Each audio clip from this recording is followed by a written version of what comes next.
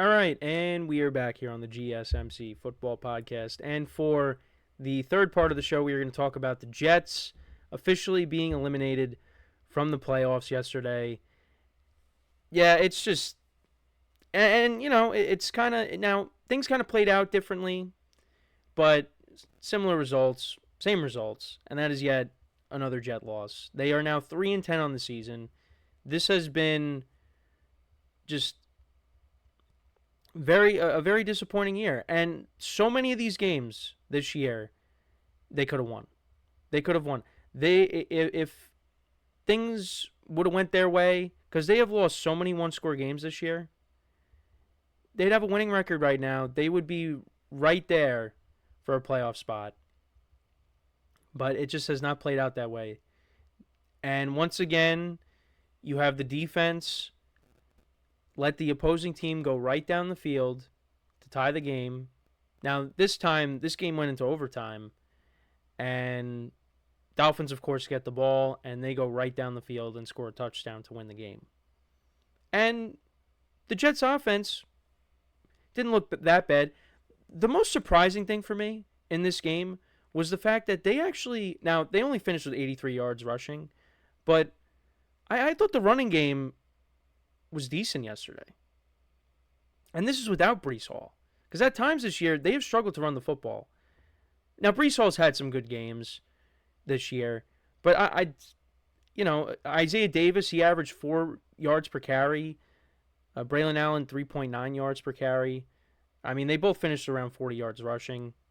83 yards in total, like I said. But I thought the running game was good despite no Breece Hall. And then Aaron Rodgers actually threw for over 300 yards for the first time in 3 years. He had 339 yards passing, 1 touchdown, no interceptions. Went 27-39.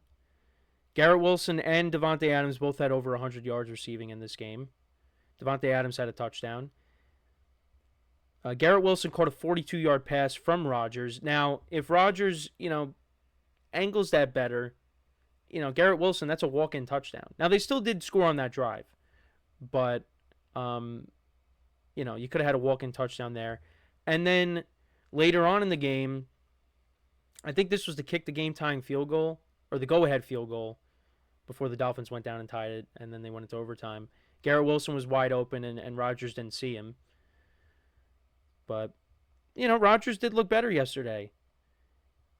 And I think if he were to come back, the only scenario I think in which he comes back is if he agrees to being...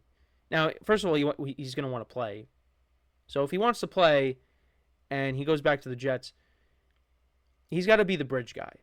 The Jets have to draft a young quarterback, and he sits behind Rodgers for however long Rodgers continues to play. Well, I shouldn't say that, because if Rodgers came back and played awful next year, if he plays similar to how he is this year, then he should be gone. But he should be gone this year. I mean, I don't know. I think that's the only scenario in which he does come back, is if they say, all right, you're going to be our guy next year. We got this other guy that we're going to draft.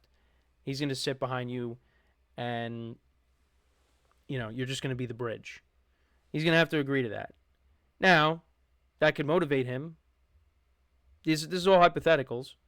That can motivate him and say, all right, well, that's happened to me before. And then he goes and, plays well next year if he does come back to the Jets. But I don't know. That's the only scenario, because he can't be back next year and he's, the quarterback for the next few years and they have no future quarterback waiting in the wings. So, but he did play better yesterday. Did miss some throws, but the bye week definitely helped. His mobility is now back. He's moving around in the pocket, but it's just more of the same. It's more of the same results with this team. And look, you can't really fault him for this loss, other than, well, actually you kind of can, because towards the end of the game, when they do kick that go-ahead field goal, he completed a pass to Davante Adams, right? And this is with less than a minute left in regulation. And what ends up happening is Davante Adams goes out of bounds. He goes out of bounds. And because of that, that stops the clock, and that gives the Dolphins extra time to get down into field goal range. And the Dolphins had no timeouts left. So if Davante Adams stays in bounds, the Dolphins probably have what? Less than 30 seconds left? Either way, it probably doesn't matter. They'd probably find a way to get into field goal range anyways. But it's things like that. That's the Jets season. But for me, who would I put the blame on more? Rodgers or the defense? I mean, look, the offense got them the lead. All the defense had to do was get a stop. And they didn't get a stop. They let the Dolphins get into field goal range, and then you go to overtime, and the Dolphins win. Now, this game went back and forth for a little bit. Actually, there were no punts in the first half. Both teams were trading points. You had the Dolphins, they went right down the field, scored a touchdown. I thought this game was going to be a blowout, to be honest. But it ended up not being that. Dolphins went right down the field, and you had a Devon Achane 2-yard touchdown. Then the Jets answered with a field goal. Dolphins kicked the field goal to make it 9-3. They missed the extra point on the touchdown. Then the Jets scored a touchdown. You had Isaiah Davis, a 17-yard touchdown run. That made it 10-9. Then the Dolphins kicked the field goal. The Jets answered with a field goal, and the Dolphins answered with yet another field goal. So it was 15-13 at the half. Then the Jets opened up the second half. They went 7 plays, 70 yards. You had the 42-yard pass play to Garrett Wilson. And then later in the drive, Rodgers connected with Davante Adams for a 3-yard touchdown. So that made it 20-15. Dolphins then punted. The Jets went up by 8. So they're up by a touchdown and a 2-point conversion. And the Dolphins, of course, in the fourth quarter tied the game. You had Tua completing a pass to Tyreek Hill, who had a big game. This was on 4th and goal for a 4-yard touchdown. And then Tua connected with Jalen Waddle for the 2-point conversion. So that tied the game. And then the Jets, later in the fourth quarter, they got into field goal range. And Davante Adams goes out of bounds. They kicked the field goal with 56 seconds left.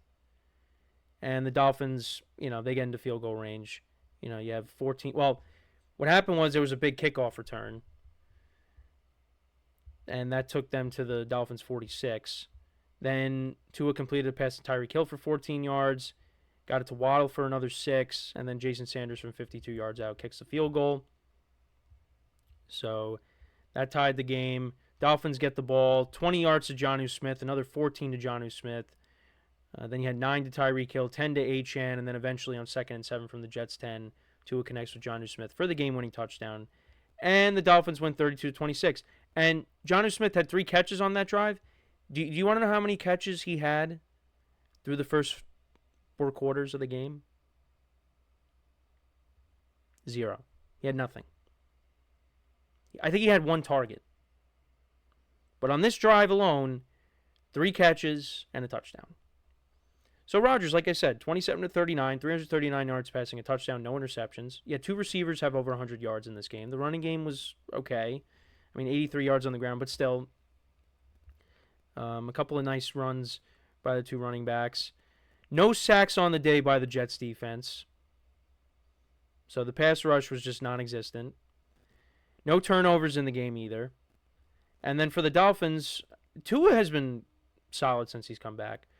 He went 33 of 47 for 331 yards, 2 touchdowns, no interceptions. Dolphins only ran the ball for 44 yards. Achane had a touchdown. He was their leading rusher with 24 yards. The Dolphins receivers, Tyreek Hill had a big game, 10 receptions for 115 yards and a touchdown. Jalen Waddle had 9 for 99. Devon Achane 6 for 45. Jonnu Smith 3 for 44 and a touchdown. And the Dolphins defense had 3 sacks. They improved to 6 and 7 now, and they're still hanging around for a playoff spot. They just need they need help. They need these teams to continue to lose. The Broncos, the Chargers, they're behind the Colts right now, and the Colts have the tiebreaker over them. But Dolphins got a tough stretch of games coming up. The Texans, the Niners, the Browns. That's a road game. And then you got the Jets. That's an away game as well. And, the Jets, they almost beat them, so we'll see what happens. But it's another game, once again, that the Jets could have won. They could have won last week against the Seahawks. They could have won against the Colts. They could have won against the Patriots on the road. The Bills at home, they had a lead against the Steelers. The Vikings, they were going down the field to potentially win the game, and Rodgers threw a pick. The Broncos game, it's just there are so many games that they were in. And, whether it's the offense getting the ball at the end, whether it's the defense, giving up points on the last drive of the game, or it's the kicker missing field goals. It's just it's been a collective effort to this season for the Jets. And the thing that's unbelievable too is they're at 3 wins right now. Jeff Ulbrich has 1 win since he's taken over. Robert Saleh still has more wins than him. Robert Saleh's got the 2 wins to Jeff Ulbrich's 1. And that decision to let Saleh go, shouldn't have done that. Shouldn't have done that. And I get it. He was not a good head coach. I keep saying it. But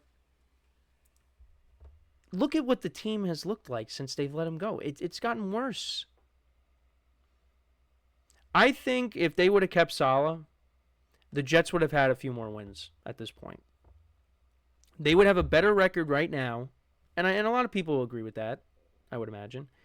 Now, again, it doesn't mean like the Jets would be fighting for a playoff spot, but they would have a better record right now than they would.